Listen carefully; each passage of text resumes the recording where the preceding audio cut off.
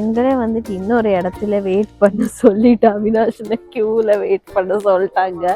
காமெடியாக இருக்குது வந்துட்டு, ரொம்ப எனக்கு சிரிப்பாக வருது. பார்க்கிங்களா அப்போ அதாவது அவங்க கூடயே ப்ரியாரிட்டி லைனில் போயிடலான்னு பார்த்தேன்.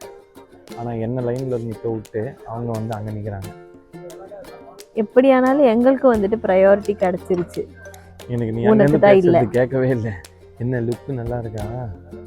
இங்கே பாருங்க, நான் கலராக இருக்கேன் பாருங்க. Orange colour shoe, grey colour t-shirt, blue colour gap.